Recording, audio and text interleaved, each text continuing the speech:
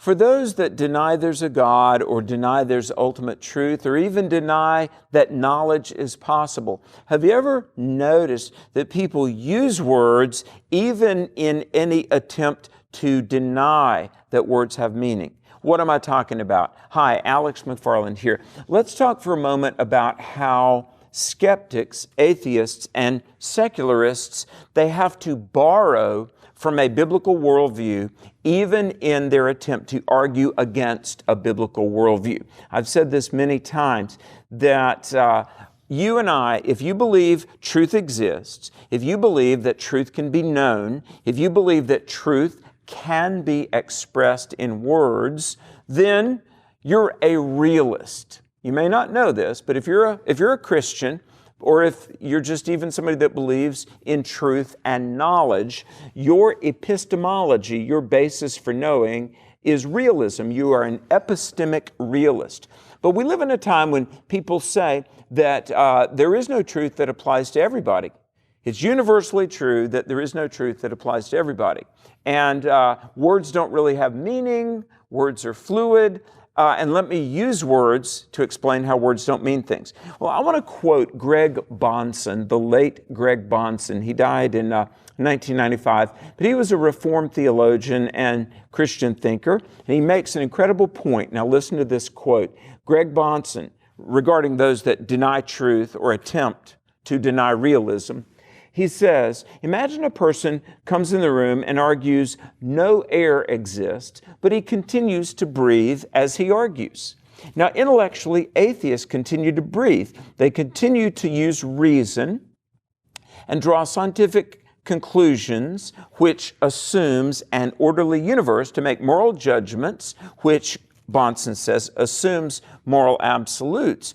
But the atheistic view of things would, in theory, make such breathing, quote unquote, impossible. They're breathing God's air all the time that they're arguing against God. That's true. All right, listen to this. We believe it's an orderly universe. Therefore, knowledge is possible. This universe is intelligible. But in a world without God, knowledge really wouldn't be possible. If there were no God, if by some happenstance we existed and were even barely rational, if it were a disorderly universe, we would not know it.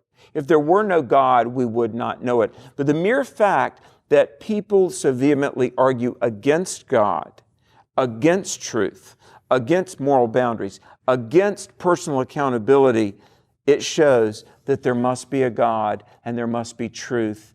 And I somehow am accountable to it, not because I passionately argued against it, but because I was aware of it and not only ignored it, but in fact may have engaged at times to try and suppress it. Folks, we're on the hook.